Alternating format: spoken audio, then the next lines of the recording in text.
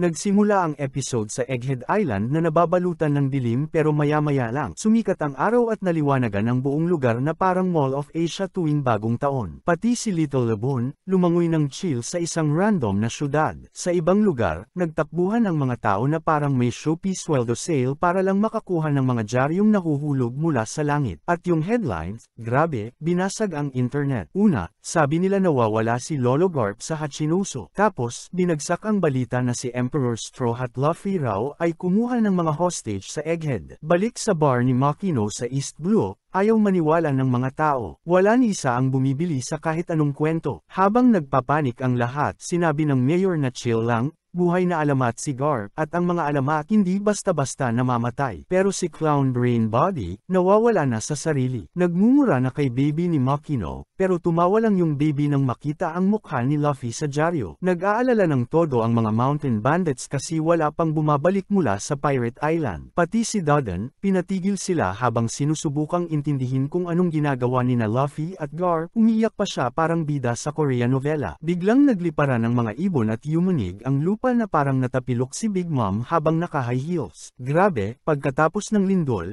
dumating pa ang tsunami na parang gustong i-reset ang mundo. Ito raw ang pinakamalakas na lindol sa kasaysayan. Kawawang Lebon, muntik nang malunod ulit. Sumisigaw na ang mga tao na tumakbo papuntang bundok pero huli na ang lahat. At hulaan mo kung sinong walang pakialam sa lahat ng ito. Tama, ang mga Celestial Dragon na nakachill lang sa mga Sky Castle nila. Ang mega quake na to ay nangyari 6 na araw matapos mabura ang Lulusya sa mapa na parang na Thanos na. Sabi ng Navy, butas na lang sa dagat ang Lulusya ngayon. At alam mo na kung sino ang may kagagawan nito. Oo, yung si Imo-sama. Dahil sa lindol, tumaas ng 1 metro ang sea level sa buong mundo. Sa lupain ng mga babaeng 3 ang paa, nawala bigla ang mga beach. May mga isla na lumubog at yung mga petang, chill lang na lumalangoy papasok sa mga sala. Pero ang mga mangingisda, masaya pa rin, baka raw magandang araw para manghuli ng ulam. Priorities, diba? Balik sa Egghead, dumating ang fleet ng 100 Navy warships, may dalang 30,000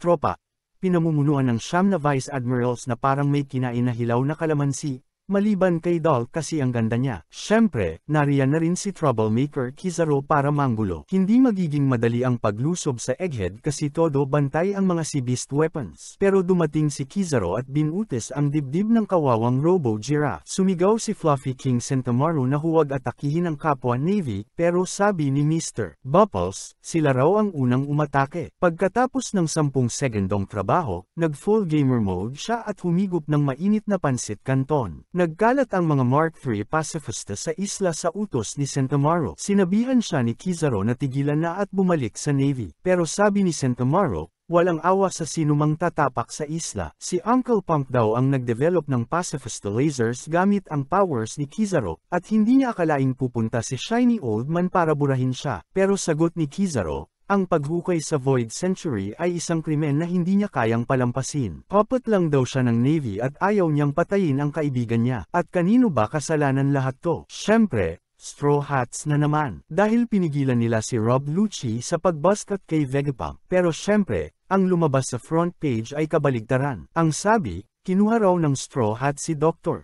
Vegapunk bilang hostage at nagtago sa loob. Tuwang-tuwa si Saturn sa fake news na gawa ni Morgans. Isang alipors ng world government ang nag-report na natalo ng todo ang CP0 agents at buong team nila ni Sentomaru, at dahil sa matinding barrier, walang makapasok o makalabas sa lab. Tinanong ni Saturn kung nasaan ang mga tech staff at manggagawa ng Egghead. Sumagot ang isang marine na nakaalis na ang mga ito at nakita na ang kanilang mga barko. Kaya si Saturn, na parang wholesome na lolo, ay nagsabing baka masyado na nilang alam ang mga sekreto at inutusan na palubugin ang lahat ng barko nila. Binanggit din ng sundalo na kasama ni Bonnie ang Straw Hats pero wala siyang pakialam. Sabi niya isa lang itong batang babae at hindi na kailangan, kaya patawarin siya. Kaya nakalusot si Bonnie, pero libu-libong inosenteng mananaliksik ng Egghead ang kinailangang mag-Titanic. Diretso na pervert ang matandang ito. Pagkatapos noon, na-intercept ng mga tao ni Kizaru ang isang transmission mula sa loob ng Egghead. Kinuha ng Admiral ang mamahalin niyang Rolex Dendenmushi at nag-dial. Lumabas na si York pala ang tumatawag sa Mary Joyce, nagtatanong kung bakit pati siya ay gustong patayin ng Gorosei, siya naman ang nagsumbong kay Stella. Pero hindi naniwala ang mga gerang na may balbas, sabi nila Vegapunk pa rin siya kaya kailangan pa rin siyang tanggalin. Lumaban si York at sinabing kung concerned siya sa Void Century, hindi sana niya ibinigay ang mahalagang impormasyon. Sinimulang interrogate siya ng mga lolo pero tumawa lang siya parang kontrabida sa James Bond at sinabing sa kanya na ang Egghead. Nagbanta pa siya na dudurugin ng Seraphim ang kahit sinong magtangkang sumubok. Tinanong niya kung gusto ba talaga nilang makipagdigmaan sa kanya. Bold move, York. Doon sinabi ni Jupiter na nagbago na sila ng isip at tinanong kung kaya ba niyang gumawa ulit ng Mother Flame, yung cute pero delikadong apoy na naglaho sa kaharian ng Lulusia. Tumawa si York at sinabing alam niyang kakailanganin din nila siya. Sinabi niyang ang tanging planta na kayang gumawa ng Mother Flame ay nasa Egghead. Kaya kapag sinaktan siya o sinira ang lab, mawawala ang pinakamapanganib na sandata sa buong mundo. Pumayag ang Gorosei na protektahan si York at inalok pa siyang maging Celestial Dragon. Pagkatapos nun, umiyak siya at nagmakaawang iligtas siya agad, sumisigaw na papatayin siya ni Luffy. Akala ba niya makakalusot siya sa lahat ng kalokohan niya? Ang cute. Samantala, chill lang si Luffy habang kumakain ng steak at si Zoro ay nagtatanong kung ano na ang gagawin kay York ngayon na wala na siyang silbi. Si York ay nagsisisigaw na may pumatay na sa mga Straw Hats. Pati si Nami ay may hawak ng baril at handa ng barilin ang traidor na lata. Sabi ni Luffy, pwede na lang nila siyang gawing human shield para makatakas, at chill na chill ang tropa. Si Giga Simsonji ay nagluluto pa ng pancakes para kay Bonnie. Mukhang pagod si Robin pero inaasikaso siya ni Doc Chopper kaya ayos na siya, at dahil sa kanya, buo pa si Vegapunk. Hindi pa rin makapaniwala ang crew na naloko sila ni Sodaken York. Sabi ni Usopp, imposibleng makatakas sila sa isla, pero ngumiti lang si Luffy na parang regular na araw lang ito. Kinuha niya ang Denden Mushi at tumakbo papunta kay York, sinabing gagamitin nila ito para tumakas palabas. Sinunggaban ni Luffy ang Denden Mushi at sumigaw, ang pangalan ko ay Monkey D. Luffy at ako ang magiging hari ng mga pirata. Sinabi niyang kakampi nila si Dr. Vegapunk at kung gusto nilang manatiling nakakabit ang ulo ni York, mas mabuting ay pullback na nila ang tropa nila. Samantala, umiiyak si York na parang bida sa K-pop drama, humihingi ng saklolo. Nagsimula ng magbulungan ng mga Marine na baka totoo nga ang balibalita tungkol kay Straw Hat Luffy. Halos mawindang si Vivi sa gulat, dahil ipinagtatanggol niya si Luffy sa lahat. Nagtanong ang Gorosei kung sino-sinong ahente ang buhay pa sa loob ng lab, at habang sisigot na sana si Luffy, tinakpan ni Robin ang bibig niya at binaba ang Denden Mushi, sumisigaw na tigilan na niya ang pagiging Bubbles. Sinabihan niya ito na huwag basta-basta magbigay ng impormasyon sa kalaban na parang libreng sample, pero sa isip ni Luffy, akala niya matatakot ang Navy sa tawag na yun at aalis. Sinabihan siya ni Usopp na tigilan ang pagmamaliit sa Marines na parang mga gwardiya lang sa mall. Sabi ni Saturn, tatlong bagay lang ang kailangan nilang protektahan, si York, ang Punk Records, aka utak ni Vegapunk, at ang power plant ng Mother Flame. Lahat ng iba, basura na lang. May isang Marine na nagsabing nasa isla pa ang grupo ni Rob Lucci, pero si Saturn mukhang anime villain na sa kaseryosohan, nagmumumog ng linya na parang ipis ang mga tao, kahit tap-okan mo, babalik at babalik pa rin. Paalala ni York na may kasunduan siya sa Gorosei, at kapag may nangyaring masama sa kanya, buburahin nila ang buong isla tulad ng sa Ohara. Na-trigger si Nami at tinadyakan si York sa ulo gamit ang hammer ni Thor sa harap mismo ni Robin. Nagkunwari si York na matapang, sinabing isusumbong niya sa Gorosei, pero walang pake si Nami. Sabi ni Zoro, chill lang kasi wala namang arma si York, pero nakalimutan nila ang pinakamapanganib niyang sandata, ang bibig niya. Sabi ni Robin okay na siya salamat kay Chopper, at para bang sasabog sa kilig si Chopper sa papuri. Nagpasalamat din si Vegapunk kay Robin dahil niligtas siya sa pagkapasabog mula sa kanya ni York. Sabi ni Chopper, tumulong si Usopp sa pagpigil sa Seraphim. Nagkunwaring Aztec si Usopp pero umamin na hinahanap lang niya si Zoro nang mabangga niya ang mga Demon Kids at natalo pa rin, si Zoro pa rin ang nagligtas. Sinabihan siya ni Kako na manahimik pero parang glow stick ang likod niya sa lagabog. Sabi ni Rob Lucci, matulog na lang siya. Si Lilith iyak na parang sanggol ng 3:00 ng madaling araw, kasi sina Shokka, Pythagoras, at Edison daw ay wala na, pero sabi ni Metalhead, buhay pa siya kaya ayusin niya sarili niya. Sinabihan siya ni Usopp na tumigil para marinig ang nangyayari sa basement. Nagsisigawan ang mga CP0 agent ng, salamat sa pagkain. Sa Straw Hats, pero sinabihan sila na huwag sumigaw ng pasasalamat sa kalaban. Gusto na nilang makaalis kahit saan, basta hindi dyan kasi takot na takot sila sa Seraphim.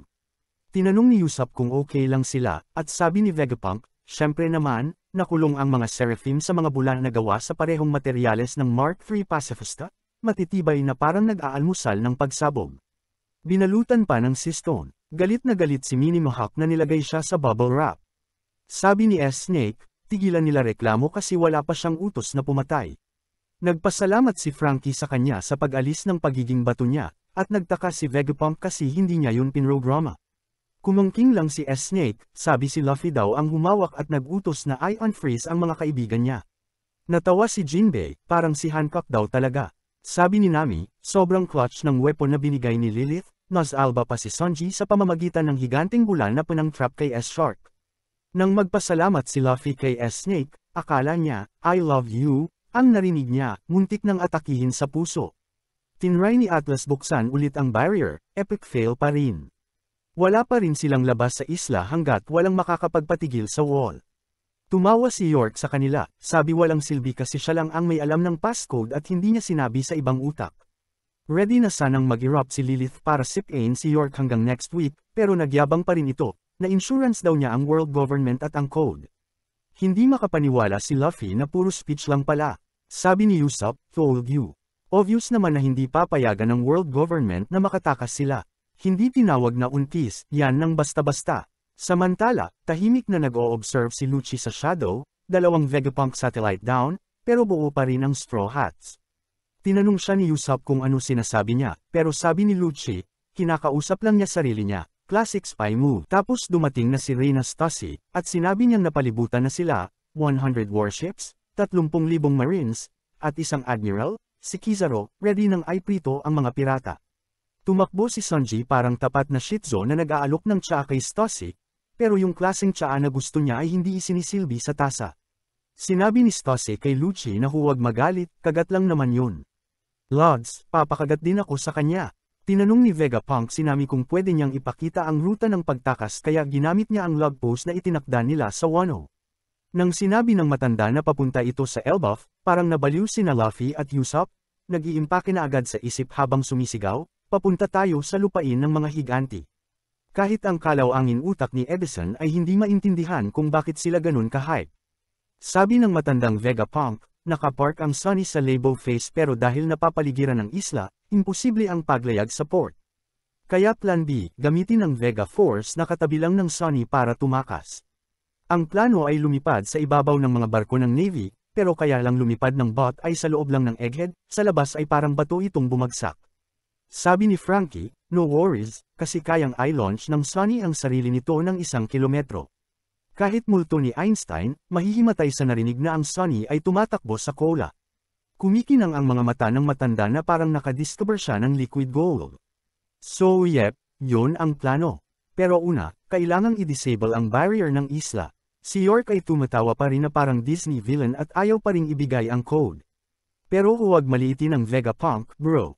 Nagtulungan ang crew at sinimulan i-hack ang system parang mga cyber pirates. Hindi magpapahuli si Frankie, sinabi niya kay Lilith na sasama siya para ipakita ang upgraded bazooka niya. Sina Luffy at Bonnie ay handa na rin, walang makakapigil sa kanila papuntang Elbaf. Tumalon sila direkta mula sa lab na parang mga baliw na walang parachute. Nagtitiwala na ang ulap na lupa ang sasalo sa kanila. Pick straw hat behavior. Nagmadali silang ilipat ang Sunny sa likod ng isla kasi pwedeng bumaba ang barrier anumang segundo, timing ang lahat. Si Lilith, sobrang excited kasi first time niyang lalabas ng egghead. Si Luffy, nagsisisi na hindi siya kumuha ng pagkain. Si Bonnie, gutom na gutom pa, sinabing dapat nagdala pa sila ng Chicken Joy. Pero sabi ni Luffy, sapat na ang tokneneng. Kayang gawing 5-star kwek-kwek ni Sanji yun kahit nakapikit. Tinawag na siyang perfect ni Bonnie, mahusay sa santukan at mas mahusay sa kusina. Kaso, medyo bata pa siya para sa kulot na manyak. Pero real talk, wala namang pakialam si Sanji. Abangan siya sa next episode ng MasterChef. Tinanong ni Lastikman kung bakit ang saya bigla ni Bonnie at sabi niya, parang nabunutin siya ng tinik dahil hindi na niya kailangang pabagsakin si Vegapunk. Sabi ni Luffy, ayos. Tigilan mo na kasi ang pag-iyak kada 5 minuto. Samantala, sa mga barko ng Marines, chill lang si Rob Lucci habang nagsesend ng tawag mula sa loob ng egghead, parang update sa group chat. Sinabi ng commander na i-share niya ang info sa buong fleet. Di pa rin maintindihan kung paanong walang nakapansin na nagtitext si Lucci habang 2 talampakan lang ang layo. Sa VIP Villain Lounge, umiinom ng tsaa si Grandpa Saturn nang dumating si Borsellino. Tinanong ni Saturn kung narinig niya na ang balita, at sabi ni Kizaru, sinubukan ni Luffy mag-bluff na parang hawak ng Straw Hats ang sitwasyon, spoiler alert, hindi nila hawak. Sabi ni Saturn, di ba pwede kang dumaan sa barrier? Gawa yan sa ilaw at literal na ilaw ka. Sabi ni Kizaru, oo nga, pero binabantayan yun ng dati kong tropang si Sentomaru. Sabi ni Saturn, huwag na lang pansinin si Sentomaru, pero ayaw ni Kizaru. Di siya makikipagsuntukan sa dati niyang kasalo sa Pansit Canton. Tsaka pag tinamaan si Sentomaru, ang mga Seabeast at 50 Mark III Pacifists ay gagawing mapbang ang buong Navy Fleet. Tinanong ni Saturn kung alam man lang ba ni Kizaru kung nasaan ang energy plant, at sabi ni Borsellino, na ipasa na lahat ng intel ni Lucci, ang tusong pusa. Balik sa deck, nagsisigurado na ang bawat Marine soldier parang maglalaro sa Super Bowl. Tinawag nila ang Rokushiki Squad at naghanda para i-extract ang mga CP0 agents na, kung tutusin, mas komportable pa ang buhay kaysa sa iba sa barko. Sabi ng cookie-faced guy, kutitikan lang ng bala ang mga pacifista, kaya ang mga sea monsters ang totoong target. Si Luffy ay tumatalon sa ulap na sahig parang nasa trampoline park habang sigaw ng sigaw si Frankie na huwag kalimutang may misyon sila. Matapos ang lahat ng pagtakbo, narating din nila ang Sunny. Nagkatinginan sina Kizaru at Seabeast, at alam agad ni Sentomaru na may kakaiba. Cue flashback, naalala ni Sentomaru ang lahat ng itinuro sa kanya ni Uncle Borsellino nung bata pa siya, at ayun na nga, nagpaputok ng yata no Kagami Beam si Admiral, dumaan sa egghead parang pinball. Ngumiti si Sentomaru at sabi, andito na si Uncle, bago sumigaw na umatake ang pacifista. Kumislap si Kizaru parang Christmas tree at sumugod, habang ang sumo champ natin ay nagstance na, sigaw na, ang depensa ko ang pinakamalakas sa buong mundo. Nagliwanag ang buong isla sa banggaan, parang New Year's party, lahat nagpanik, ano yun? Nararamdaman ni Luffy sa goma niyang buto na may malakas na dumating sa isla. Nagsasagupaan sina Kizaru at Sentomaru parang WWE Finals, pero kahit gaano ka-flashy ang ilaw ng Admiral, di makalusot sa solidong depensa ni Kuya. Hindi makakadaan si Tito Shiny dito. Sigaw niya, sabay lipad pa orbit. Nang nagbanggaan sila, sobrang lakas ng liwanag na yumanig sa buong Navy. Biglang nagtalunan ang mga Vice Admiral parang may sale sa SM. Nanguna si Doll, mukhang diyosa ng digmaan, habang ang mga pacifista nag-charge ng laser cannons parang impyernong super soakers. Pero nagpakawala ng mga kanya ng Marines para makancel ang atake, tapos bam! May dambuhalang silayo na sumulpot at mumata ng buong barko parang calamars. May Sea Hound na may sungay na sinuwag ang isa pang barko hanggang maging kahoy. Pero ang tunay na MVP, isang weirdong ratfish na may drill sa ilong, dumating parang, nerds, tapos pinaiyak ang Marines. Habang lahat nag-iisip paano tatalunan ang mga Seabeast na parang halimaw, may isa pa na dumating sa likod parang jump scare sa horror movie, amoy leeg moment. Tapos dumating si Vice Admiral Diggy, sumalpok ng Detroit smash diretso sa panga ng cow monster. May isang Mark III pacifista na tumarget ng barko pero si Doll dumating with a high heel sa mukha. Lods, kung tinapakan niya ako, magpapasalamat ako, once in a lifetime blessing, kasi yung sumunod na sipa ginawang space junk yung cyborg. Di rin nagpapatalo ang ibang Vice Admirals, ginawang parang Manny Pacquiao sa ring, winasak ang pinakamalalakas na sandata ng Navy. Samantala, si Usopp panic mode, parang raccoon sa basurahan, INVADE tayo.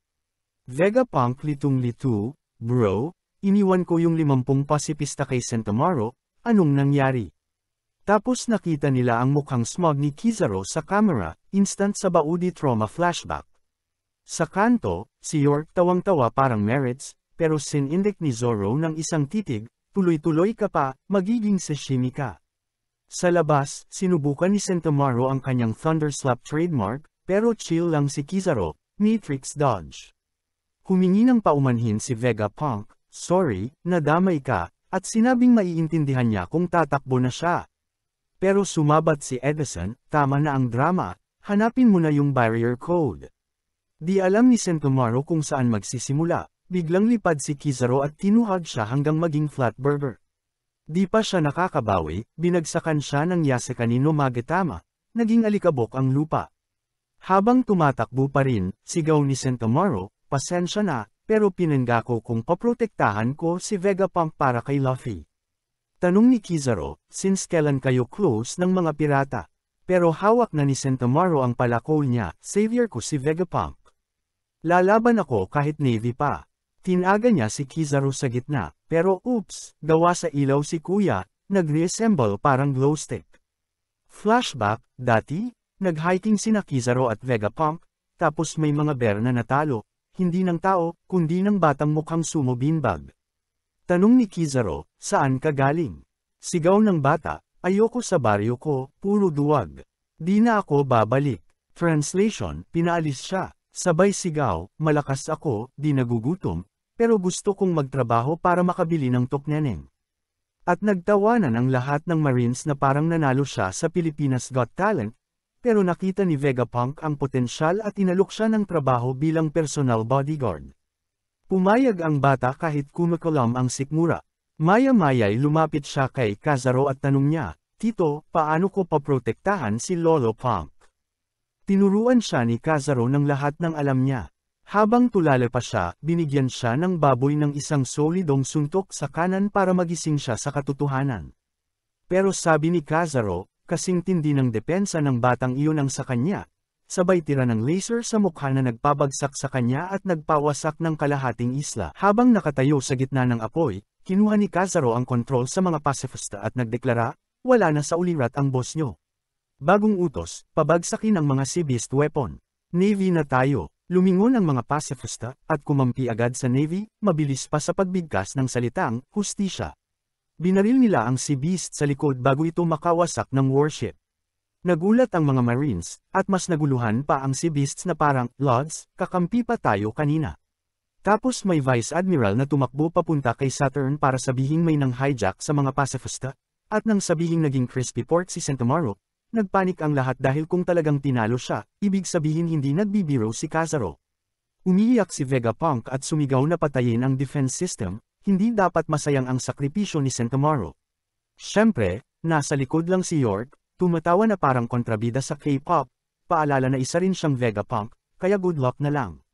Kalma lang si Vegapunk habang binunyag na si Kizaru ay gawa sa liwanag at kaya niyang pumasok sa lab kahit kailan niya gusto. Halos lumuwa ang kaluluwa ni Usopp. Samantala, sabik si Kizaru na makita ulit ang Straw Hats at papunta na sa kanila para sa friendly reunion, pero paubos na ang oras kasi umaalis na ang crew sa isla sakay ng Vegapunk. Si Lilith ay nagmamaneho na parang pro, habang sina Bonnie at Luffy ay kain ng kain, di pwedeng pumasok sa gyera ng gutom. Biglang nag-alarm, at sabi ni Lilith, impossible, parang divisoria lang to. Pero tinaga ni Kizaru ang barrier na parang mantikilya. Sabay sabing misyon niyang protektahan ang Energy Plant Punk Records, si York, at baka rin ang isang lumang kaibigan, pero kailangan niyang sirain si Dr. Vegapunk. Nagulantang ang Straw Hats sa labas, na-trap sila kasama si Kizaru. Nagsimulang mag-warning sina Usopp kay Luffy gamit ang Denden Mushi. Samantala, si Rob Lucci na traidor ay parang ahas sa damuhan, hinihintay ang tiyempo. Si Stussy, kalmado lang habang umiinom ng tsaa, nang biglang mag-full stealth mode si Lucci at sinubukang tirahin si Vegapunk sa pancreas. Tinanggap ni Stussy ang tama na parang tunay na bayani, bagsak sa sahig na parang award-winning na eksena.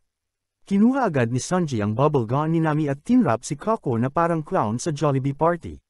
Si Zoro naman ay tumalon kay Lucci na parang warrior na sobra sa protein shake. Habang nagyayabang si Lucci, sabing, kasama namin si Kizaru, toast na kayo. Binal ikan siya ni Zoro at sinampal sa pader ng sobrang lakas na pareho silang lumipad palabas ng lab. Sa himpapawid, nakita ni Kizaru ang Vega Force na palihim na kumikilos at doon niya lang nagets kung nasaan ang Sunny. Si Frankie, nagkakatulunan ng langis sa kaba, pero nang tumingin siya kay Luffy para tanungin ang plano, si Rubber Monkey ay tumatakbo na papunta sa laban na may malaking ngiti. Bago pa makapagsalita si Kizaru, tinadyakan na siya ni Luffy ng sobrang bilis na parang kayang basagin ang sound barrier. Tinawag siyang bastos ni Borsalino pero sigaw ni Luffy, sa loob ng 2 taon, naging 100 beses kaming mas malakas. Noong isang araw may mga pagsabog sa Mary Joy, nagsisisigaw ang mga sundalo na bumalik na ang di matalong alipin. Sumisigaw si Trable, yung pangit, na itigil na ang palabas na yon. Nagpaputok sila ng mga kanyan hanggang sa tuluyang bumagsak yung kawawang mama. Ginapos nila si Kuma parang aso, pero masyado siyang malakas para sa mga karaniwang sundalo. Siyempre, ginamit na niya yung kapangyarihan niya sa Bearpaw na alam lang ng mga nakakita kung gaano ito kadestruktibo. Tinamaan niya sila ng Bear Shockwave na nagpangleparan sa lahat parang basahan. At handa na yung mga maruruming Celestial Dragon na bitiyin si Kuma noon din mismo. Biglang may tamad na smoker na dumating na nagtatanong kung anong kalokohan ang nangyayari. At hulaan mo kung sino, walang iba kundi yung buwisit na si Akino, dumating para tapusin ang buhay ng oso. May isang sundalo na sinubukang tumayo pero inapakan lang ang ulo niya ng isa sa mga nakakainis na arroganteng iyon, sabay sabing wala silang silbi. Sinigawan pa si Akino na gusto raw niya ng tukneneng kagabi pero wala siyang nakuha. Nagrereklamo silang lahat na hindi pa ito nangyari dati at nagtatanong kung anong klaseng kakulangan sa pagkain ang meron sa Mary Joyce. Hindi makalipas ng isang araw ang mga ito na di lumalamon ng hipon at alimango na parang mga hari. Sabi ni Akino kung hindi nila kayang hawakan ang isang mapanganib na gaya ni Kuma, hindi siya pwedeng palayain. Dapat wala na siyang personalidad ngayon kaya para na siyang patay. Binigyan siya ni Akino ng suntok na hellhound na halos tunawin ang ulo ni Kuma. Sabay sabing, hindi ko alam na dumudugo ka pa rin na parang tao. Pero tumanggi si Kuma na sumuko at sinubukang tumakas, pero syempre hindi pumayag si Admiral Akino at pinadalhan siya ng ulan ng lava. Nang halos tapos na siya, biglang nakatakas si Kuma gamit ang teleport. Tapos lumipat tayo sa isang isla sa New World na nasusunog, nakatali si Bonnie, at sabi ni Akino, ang buwisit na yun, na nanginig siya sa takot nang marinig niyang nakatakas si Bonnie mula sa gobyerno, pero ngayon isa na lang siyang walang kalaban-laban na manika. Sumisigaw si Bonnie na magbabayad sila sa ginawa nila. Sabi ng naglalakad na basurahan na umiyak man siya ng umiyak, wala na si Kuma dahil pinili niyang maging sandata. Tinawag siyang sinungaling ni Bonnie, sabing hindi siya iiwan ng tatay niya ng ganon. Pagkatapos ng flashback, sinigawan si Akino ng 10 robito dahil pinatakas niya si Kuma. At dahil pa ng lava ang kamay niya, baka bigyan pa niya ng konting haplos ang mga nakakadiling Celestial Dragon. Balik sa kasalukuyan sa Egghead, umiinit ang aksyon, pinapaputukan ng pacifista ng gobyerno ang Sea Beast weapons. Nilipol nila lahat ng mga kawawang kakampi nila kanina lang. Naghahanda ng lusubin ng mga sundalo ang factory, sinasabi na si Admiral Kazaro ay nasa lab na sa ulap. Siya ang nakikipaglaban kay Luffy na nasa full-on gorilla mode gamit ang Gear 5, napapalibutan ng ulap. Sinubukan ni Kazaro na harangin ang right hook ni Luffy pero kahit nakataas ang depensa, ramdam niya ang suntok, halos wala na siyang oras makaharang pero tinamaan pa rin siya ng Gomu-Gomu Black Mamba, dahilan para manginig siya.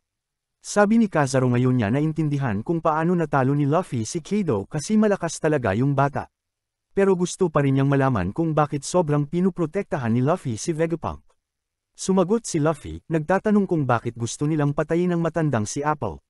Sumipa si Kazaro para depensahan ang sarili at sinabing, hindi naman dahil gusto ko siyang patayin. Paubos na ang lakas ng Yonko at nagulat siya nang makita si Kazaro na halos makarating na sa buwan. Sabi ni Kazaro hindi niya balak patayin si Vegapunk dahil matagal na niya itong kilala, pero mas okay sana kung hindi na lang ito makialam. Sa isang kisap mata, biglang lumitaw si Kazaro sa harap ni Luffy at sinipa siya ng sobrang lakas na parang napunta na siya sa ibang time zone. Naalala ni Kazaro noong sobrang tuwang-tuwa si Vegapunk kasi nakagawa siya ng pinakamalaking robot sa mundo, pero ngayon, pinupulbos lang ito ng mga atake ni Kazaro. Bumangga si Luffy sa robot at sumabog ito sa laser barrier. Nahulog sina Frankie at Bonnie, at syempre nawalan ng kontrol si Lilith sa Vega Force. Buti na lang ulap ang lupa kaya hindi sila naging okoy. Napansin ni Lilith na may kuryente yung upuan at sumigaw siya na umalis na lahat. Bago pa niya masabing sasabog na ang Vega Force, boom, parang atomic bomb ang sumabog at nagliparan silang lahat. Hindi na niya alam kung may inis ba siya o iiyak dahil wasak na yung dream robot nila. Galit na galit si Frankie at sinabing may magbabayad pero tumakbo siya para tingnan ang Sunny. Binalaan ni Bonnie na delikado rin si Mugiwara pero ang narinig lang niya ay mga yapak ni Kizaru papalapit. Tiningnan siya ni Kizaru at sinabing, wow, ang laki mo na, ano bang nilalagay sa baon ng mga bata ngayon? Sabi niya siguro naghanap si Bonnie ng ganti pero utos na raw ang kamatayan ni Dr. Vegapunk. Sinabi ni Bonnie na hindi na ang matandang lalaki ang target niya. Pumulot siya ng cable sa sahig at sinubukang suntukin si Kazaro, pero umiwas ito at sinabing, ayokong manakit ng mga kilala ko, lalo na yung hindi ako inutusan pumatay. Tapos basta na lang niya pinatalsik si Bonnie sa laser barrier, sumabog ito pagbangga. Sigaw ni Frankie, paano mo nagawang gawin yun? At sinubukang barilin si Kazaro ng laser beam pero bago pa niya matapos, nawala na ang kalaban. Sigaw ni Lilith, tawagan si Stella, delikado na raw. Kinuha ni Usopp ang telepono at tinanong kung ayos lang lahat, tapos napagtanto niyang wala pa roon si Kazaro. Nagsimula ng magdiwang si Vegapunk kasi na-decode na nila kung paano patayin ang defense system.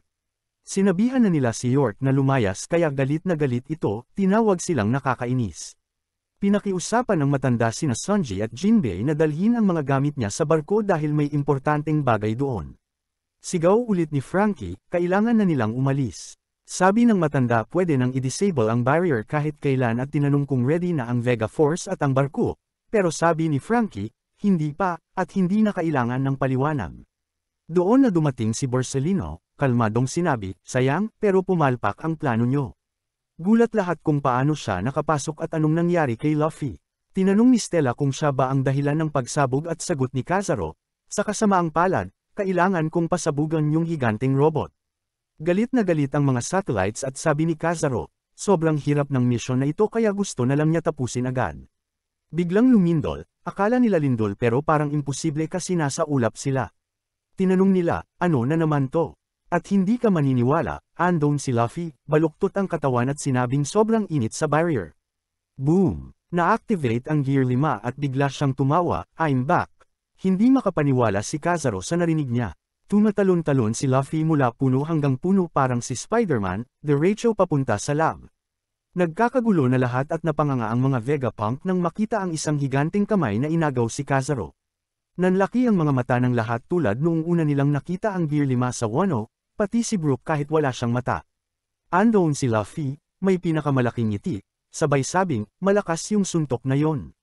Nagpasalamat siya kay Kazaro sa pambubugbog sa kanya. Sabi niya, 2 beses siyang bumangga sa barrier at akala niya mapipiraso siya. Nagtapos ang episode ng magising ang malaking robot mula sa 200-year beauty sleep nito. Nahuli ni Luffy si Kizaru at muntik ng durugan si Nami parang si King Kong. Humingi siya ng paumanhin, sabi niya kasi sobra siyang napanood ng Godzilla vs King Kong. Nang inig si Kizaru kasi ang laki na nang ipinagbago ng bata, at sabi ni Luffy, hindi ko ibibigay si Vegapunk sa'yo. Sinimulang paikot ikuti ni Luffy si Admiral na parang nasa washing machine kaya nagkanda ikot ang utak ni Kizaru, tapos parang pitcher sa baseball, pinakawalan niya si Kizaru papunta literal sa kalawakan. Napanganga ang crew habang tawa ng tawa si Luffy. Sabi ni Brook, sa wakas nakita ko na ang bagong anyo ni Luffy gamit ang sarili kong mga mata, kahit wala naman siyang mata. Galit si Nami, ready ng tap-okan ang mukha ni Luffy at sigaw sa lahat na tumakbo na. Sabi ni Chopper kailangan nilang planuhin kung paano ligtas ililipat sina Robin at Stacy. Sumabat si Edison, may stretcher daw sila. Biglang nabigla si Vegapunk nang makita si Bonnie, wasak pero hindi ganoon kalala kahit parang sumabog siya sa harap ng barrier. Si Atlas naman ay bumibilis na para mabawi ang control sa mga pacifista, kasi kung hindi, pagbabarilin sila pag nawala ang barrier.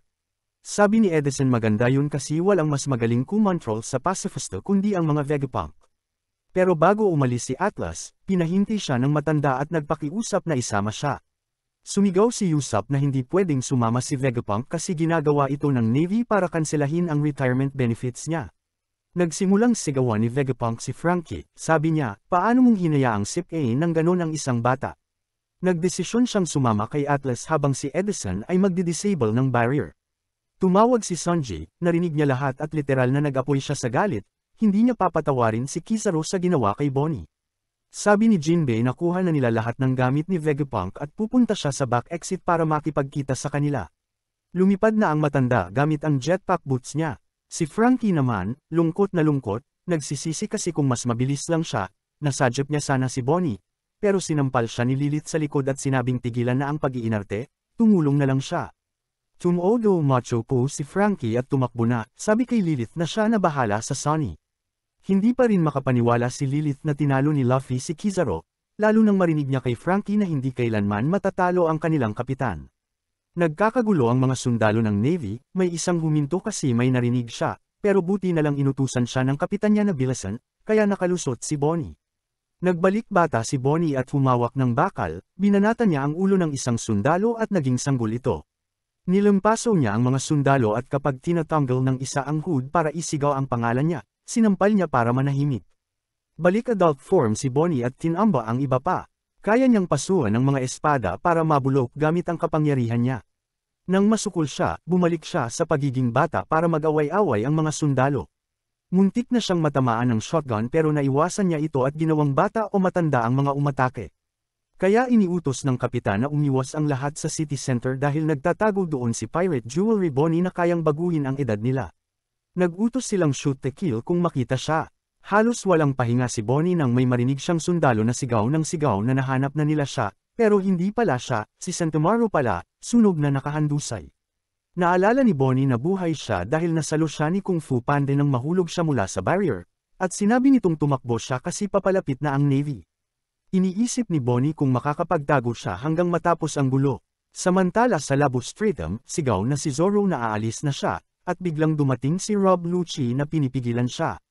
Pinaglalaroan ni Lucci ang pwesto niya para guluhin si Zoro pero sabi ni Zoro, hindi yan uubra, naamoy kita mula 1 milya pa lang. Naiwasan niya ang galit na atake ni Cheetah sa huling segundo. Sobrang talas ng kuko na nakipagsabayan sa espada ni Zoro. Dinidepensahan ni Lucci ang lahat ng mga hiwa gamit ang matinding armament hockey. Hindi lang niya inasahan na si Zoro ay may suot na sapatos ni Vegapunk na umiikot parang Beyblade, binaon siya sa lupa, kahit na hindi rin naman ganoon kaimportante dahil ulap lang ang lupa. Pinapanood ni Luffy mula sa gilid at tinatanong kung kailangan ni Zoro ng kaunting tulong pero sinabi ni Zoro na hindi niya kailangan ng tulong sa pag-asikaso ng mabahong cheetah. Sinabi niya kay Luffy na mag-focus kay Kazaro. Nagpalitan sila ng mga suntok ni Lucci pero wala sa kanila ang tumatama. Doon inactivate ni Zoro ang kanyang malupit na King Haki at sinabi, kung yan lang ang kaya ng pasang yan, wala siyang laban sa kapitan. Tumawa si Rob Lucci at sinabi, hindi ko inaasahan ng mas mababa mula sa unang meet ng isang Yonko. At sinabi pa niya, ang saya sigurong pabagsakin siya. Tinawag niya si Zoro na halos maubos na unggoy. Habang nangyayari ito, binabato naman si Kazaro na parang basahan, muntik na siyang umikot sa mundo at malaglag sa dagat kaya napagpasyahan niyang tigilan na ang paglalaro. Tinamaan niya si Luffy ng Yasakani no Magetama at biglang lumitaw sa likod niya gamit ang Cage Bunshin no Jutsu. Naisip ni Luffy, grabe, sobra ba akong uminom ng Red Horse o bakit parang ang daming Kazaro clones? Pero nagsimula siyang umiwas sa lahat ng atake ng Admiral dahil kung tinamaan siya kahit isa, siguradong sopas siya sa hapunan. Isang light bullet ang sumabit sa kanya pero bumunot siya ng rubber whip, hindi nga lang masyadong epektibo kasi clone lang ang tinamaan at pagkatapos binanatan pa siya ng sunod-sunod na light bullets kaya napilitan siyang i-activate ang King Kong mode niya. Si Kizaru ay pinagpapawisan kakaisip dahil sa isang hampas lang ni Luffy, nabura ang kalahati ng mga light clone. Nang sinubukan niyang hulihin ang natira, sabi ni Kizaru, mas mabuti na ito, mas malaking target mas madali tamaan. Ang hindi niya inasahan, binugo lang ni Luffy ng hangin mula sa katawan niya at parang lobo na nag-deflate ang mga clones. Sinubukan ng mga clone na umatake ulit pero hindi na alam ni Luffy kung alin ang totoo. Pero sa totoo lang, niloloko niya lang si Admiral dahil balak naman niyang tapusin lahat sabay-sabay. Kaya lang, 3 hakbang na ang nauna si Lanternhead at niloko si Luffy. Lumitaw sa loob ng lab at hinablot si Usopp sa labi. Tinanong niya, nasaan si Vegapunk? Nakita nila ang matandang lalaki kasama si Atlas na nagmamaneho ng isang maliit at magulong toy car. Nakiusap si Sanji na sumama, pero ang mahalaga lang sa matanda ay iligtas si Bonnie. Ang pervert na chef naman ay nagtaka, bakit buong oras tinatawag ni Vegapunk na bata si Bonnie? Gusto pa niya siyang pabagsakin, hindi niya alam na 31 na pala siya. Hello NBI, sabi ni Atlas, tumawid sa bubble at sumakay na sa kotse. Pagkatapos binitiwan ni Kizaru si Usopp at bumalik sa kanyang misyon. Sumigaw si Luffy sa matanda na kapag umalis siya, papatayin siya. Nag-charge na si Kizaru ng light beam at tinatanong kung saan ba pupunta si Vegapunk. At mga ginuot-ginang, kinain na lang ni Luffy ang light beam. Sa puntong ito, hindi na rin naman sila gaanong nagulat. Sumisigaw si Franky kay Lilith na gamitin ang Franky Shogun para buhatin ang barko at nakisakay siya sa remote-controlled car. Nagsisisi na si Luffy dahil walang paraan na nakakain ang beam, lumalabas ang ilaw sa lahat ng butas ng katawan niya. Nagbigay ng signal si Vegapunk at pinatay ni Edison ang parte ng barrier para makadaan sila, tapos inactivate ulit ito. Pinaandar ng matanda ang isang makapal na gulong para makatakbo sila baliktad sa ulap na daan. Pero may isang marine na nakakita sa kanila at nag-warning na nakatakas ang mga siyentipiko. Naghanda ng mga bazooka ang mga pacifistes pero sumilip si Atlas at sumigaw na may bagong utos si Vegapunk, ilaminahin ang lahat ng Navy soldiers sa isla agad-agad. Huminto ang mga pacifistes at tinutok ang atake sa mga sundalo, na hindi inaasahan yon, ang hindi rin inaasahan ng mga Vegapunks. May dumating na may mas mataas pang authority sa mga pacifista, Doon nagtapos ang episode. Salamat sa panunood. Kung gusto nyo pa ng ganitong content, comment nyo lang, like and subscribe na din kayo mga lods.